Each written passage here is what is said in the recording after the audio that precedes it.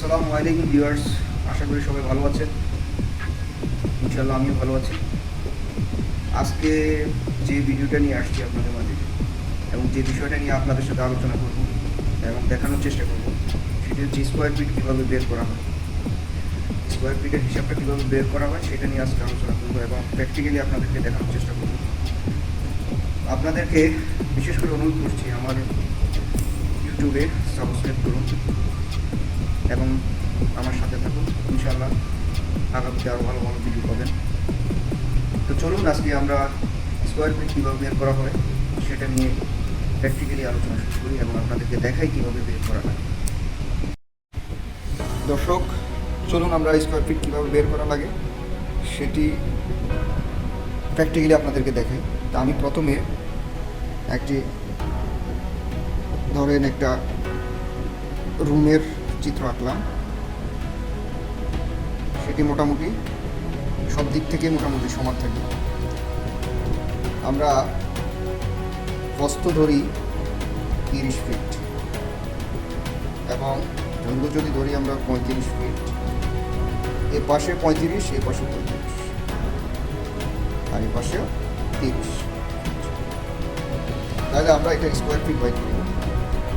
যেহেতু এ পাশে 35, এ পাশে 35, এ পাশে 35, 30, এ পাশে 30, তাহলে আমরা জানি স্কোয়ার ফিট বের করতে হলে দৈর্ঘ্য গুণন প্রস্থ। আমরা এটাকে গুণ করি। আমরা গুণ করে এখানে পাবো হচ্ছে 1050 ফিট। তার মানে এখানে স্কোয়ার ফিট হচ্ছে 1050 স্কোয়ার ফিট। এখন আমাদের প্রত্যেকটা জায়গার প্রত্যেকটা জমি সবসময় সমানভাবে থাকে না, দৈর্ঘ্য এবং প্রস্থ সমান থাকে না। সেক্ষেত্রে আমরা এই জমিটার স্কোয়ার ফিট বের করব। এই জমিটা আছে এক পাশে বেশি, এক পাশে ধরেন এটা হচ্ছে আপনার 40 ফিট, এটা আছে 60 ফিট এবং এটা আছে 45, এটা আছে 50। আমরা এটা কীভাবে বের করব? খুবই সহজ, আমি আপনাদেরকে প্র্যাকটিক্যালি দেখাই। সেক্ষেত্রে আমার এখানে আছে হচ্ছে 40 ফিট, এখানে হচ্ছে 60 ফিট। আমি 40 যোগ 60 টোটাল কত হয়? 100 ফিট। ঠিক আছে, এবং ভাগ যদি 2 দিয়ে ভাগ করলে আমরা সমান একটা দৈর্ঘ্য আমি পেয়ে যাব। এটা হচ্ছে 50 ফিট। এখন আসেন আমার দৈর্ঘ্যতে আসেন। দৈর্ঘ্যতে আছে হচ্ছে 50 যোগ 45, তাহলে কত হয়? 95 ফিট। এখন আমি যদি তাকে 2 দিয়ে ভাগ দিই সেক্ষেত্রে আমার হিসাব আসবে 45 যোগ 50 = 95 আর 2।